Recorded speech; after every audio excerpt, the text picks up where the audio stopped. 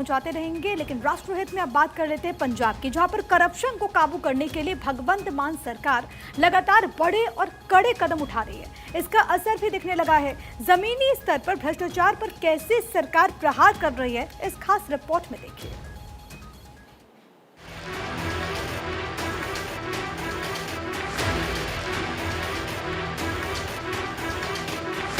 पंजाब में भगवंत मान सरकार जीरो टॉलरेंस की नीति पर काम कर रही है, जिसका असर भी दिखने लगा है।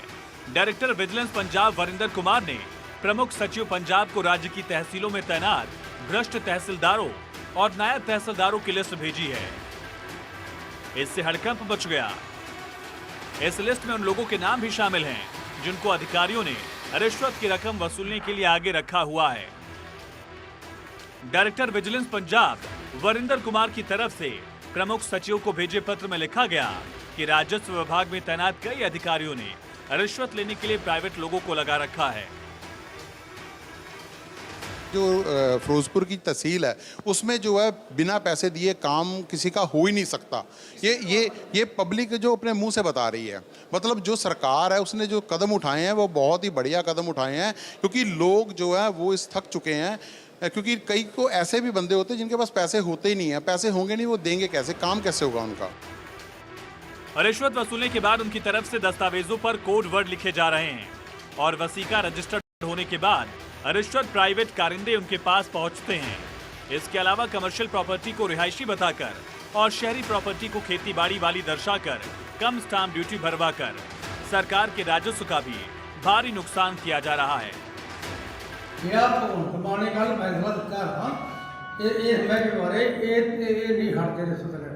चपड़ासी भी हटते हैं प्याते ने और 500,000 तो घटे भी लेने लेके कहते मैं पटवारी आते जा तलाक करा लिया बस ये ना पैसे अगे 5-4 रुपये ना करते जाने लोग हों नहीं बचे। इस लिस्ट में लुधियाना जिले में तैनात 6 सब रजिस्ट्रार और उनके दलालों के नाम शामिल हैं। जिला मुक्तसर साहिब के मलोट के नायब तहसीलदार, बठिंडा में तैनात 3 तहसीलदार और 2 नायब तहसीलदार, गुरदासपुर में तैनात 2 तहसीलदार, तरन तारण में तैनात 1 तहसीलदार, अमृतसर में 1 तहसीलदार, SVS नगर के 2 तहसीलदार, कपूरथला में तैनात 3 तहसीलदार, होशियारपुर के 3 तहसीलदार।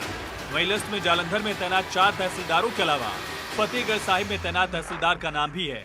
रूपनगर में तैनात 1 तहसीलदार और 3 नायब तहसीलदार, SAS नगर में तैनात 1 तहसीलदार और 3 नायब तहसीलदार, जबकि फाजिलका में तैनात 1 तहसीलदार, फिरोजपुर में तैनात 1 तहसीलदार का नाम शामिल है।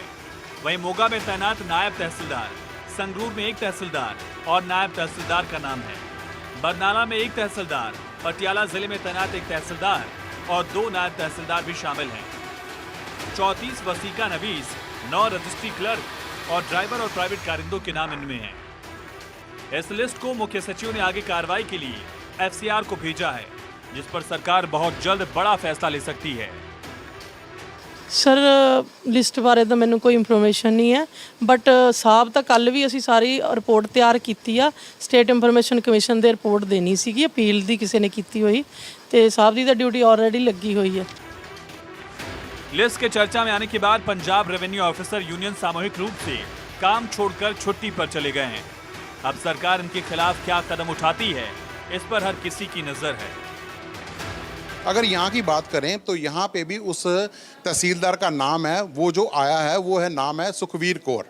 यहाँ की जो मौजूदा तहसीलदार है उनका नाम भी विजिलेंस की लिस्ट में शामिल है। और उनके साथ ही जो बंदा उन्होंने व्यक्ति साथ में दिया है जो उनके पैसे इकट्ठे करता था, वो आदमी है राकेश बांसल। वो भी यहीं कैंट का रहने वाला है, फिरोजपुर कैंट का रहना है। उसका भी नाम जो साथ में दिया गया है। विजिलेंस विभाग की तरफ से 48 बंदों के 48 जो बंदों के तहसीलदार, नायब तहसीलदार के नाम जारी किए हैं। अब विजिलेंस विभाग इस पे कार्रवाई करेगा। तो इस खबर पर